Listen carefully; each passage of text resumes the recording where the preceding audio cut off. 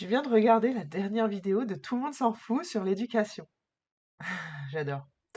Parce qu'elle fait écho à tellement de choses pour moi. Je pense que ça parle aussi à beaucoup, hein, mais bon, voilà.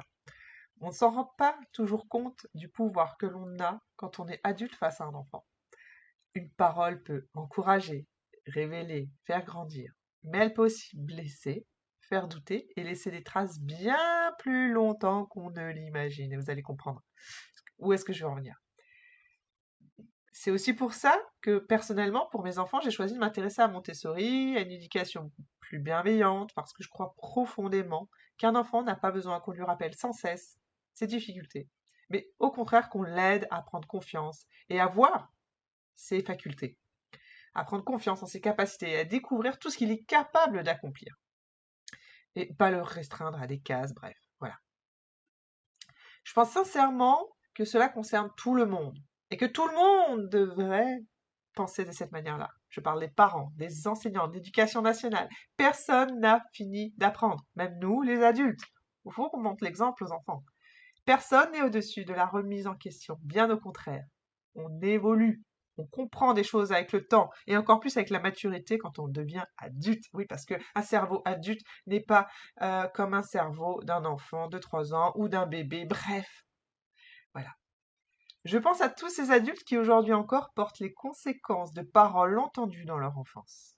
Ceux à qui l'on a fait croire qu'ils n'étaient pas assez, ou pas assez intelligents, ou pas assez bons, ou pas assez capables. Combien de rêves, de métiers et de passions ont été abandonnés à cause de ces personnes-là, à cause d'un entourage qui n'a pas su encourager, plutôt qui a préféré rabaisser. Parce que oui, quand vous êtes adulte, vous avez conscience de ce que vous faites, de ce que vous dites, de quels sont vos mots, de quels sont vos gestes, bref, vous avez conscience sur ce que vous donnez aux autres. Et si certaines personnes se reconnaissent dans ces mots, alors j'espère sincèrement qu'elles y verront une invitation à évoluer. Parce qu'il n'y a aucune honte à se former, oh non, et encore moins à changer sa manière de faire ou à reconnaître que l'on peut parfois, peut-être, s'être trompé. Ou peut-être ne pas avoir su s'écouter, parce que généralement, il y a des débordements, c'est qu'on n'a pas su s'écouter. Voilà. Alors, on a les responsabilités d'adultes qui vont avec, on a aussi la responsabilité d'agir de la bonne manière. La vraie autorité n'a jamais eu besoin d'humilier pour être respectée, et ça, j'en suis entièrement convaincue. C'est aussi ce qui m'anime au jour d'aujourd'hui dans mon activité, hein, parce que derrière toutes ces personnes qui se lancent dans le coaching, vous croyez que ce milieu-là, elle va en poupe, pourquoi? Parce que derrière, il y a beaucoup de personnes qui ont besoin de ces fameux coachs. Je m'explique. Ce sont des personnes qui vont avoir énormément de blocages, énormément de peur et de manque de confiance en elles, et qui vont se cacher parfois des blessures bien plus anciennes qu'on pourrait l'imaginer, et des mots qui n'auraient jamais dû être prononcés sur leur personne. Alors là, j'ai juste envie de dire une pensée particulière à pour tous ceux qui ont payé le prix d'une mauvaise éducation, et je parle bien de l'école comme à la maison. Vous n'êtes pas les mots qu'on a pu poser sur vous. Vous valez infiniment plus que les limites que d'autres ont projetées sur vous. Que ces adultes ont projeté sur vous parce qu'eux-mêmes ne voulaient pas évoluer. Ce qu'ils ont lâchement dit à votre figure, craché à votre figure, ce n'est plus ni moins que leurs propres limites, qu'ils n'ont pas voulu dépasser. Et nos enfants méritent des adultes qui continuent eux aussi à grandir et à prendre conscience de ces choses-là, que les mots ont une importance. Et que, bien au-delà du mot, eh ben, ce sont des vies derrière qui changent. Bon, ça serait bien qu'on reprenne un truc à zéro. L'éducation. Ça Parce va que- Je vais essayer de remonter le signal du brouillard de Maxicorp pour trouver où il se planque. Tu fais quoi? Je tourne un épisode. Sur quoi? L'éducation. Oh, je vais être tata. Non mais n'importe quoi. Bah, tu vas leur raconter quoi? T'as même pas d'enfant. Bah, y a bien des prêtres qui donnent des conseils sur le mariage.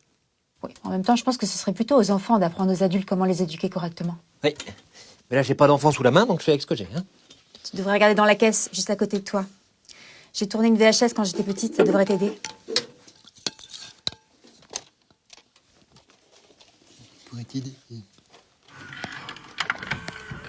Coucou, c'est Zoé.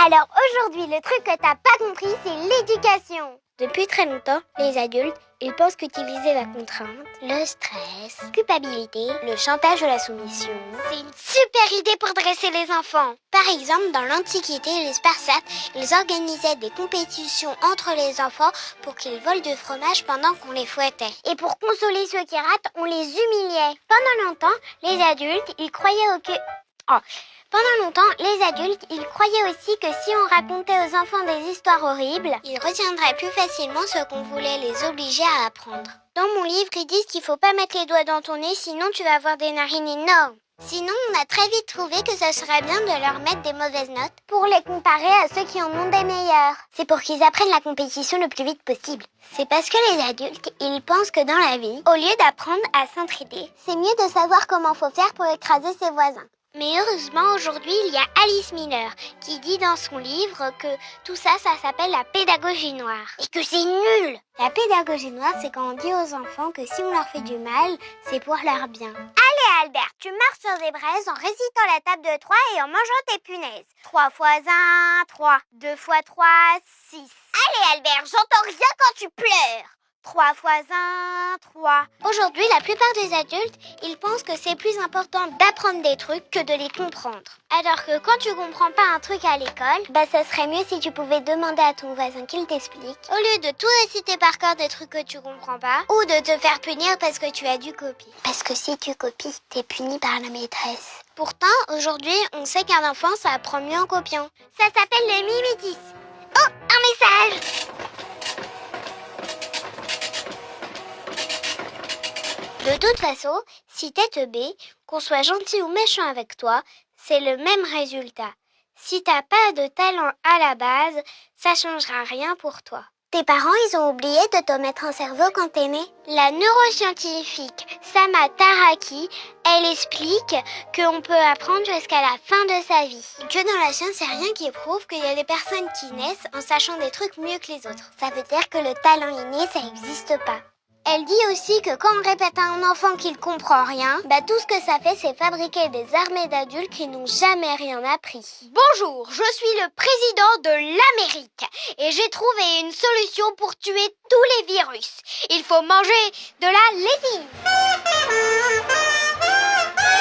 Et pour que quelqu'un il apprenne bien et qu'il devienne super fort, faut d'abord de l'entraînement, puis après du soutien. Et ensuite, il faut que sa motivation, elle soit détachée du besoin de validation des autres. Et ça, c'est très important. Ça veut dire que quand les adultes, ils projettent leur attente sur les enfants en criant, ils les empêchent de s'éduquer. Oh, encore un message! Tu dis n'importe quoi, la vie c'est dur, les enfants, faut les préparer, sinon plus tard ils vont se faire bouffer. Tu veux du Tipex pour effacer tes idées? Selon la psychologue Carol Dweck, professeure à l'université de Stanford, plus un enfant il croit qu'il est intelligent, plus il développe sa capacité à apprendre des nouveaux trucs. Elle dit aussi que ça peut se passer que dans un environnement qui te soutient pour apprendre ce que tu veux. Et soutenir quelqu'un, ça veut dire l'aider à garder son attention sur ce qui est déjà présent et pas sur ce qui lui manque.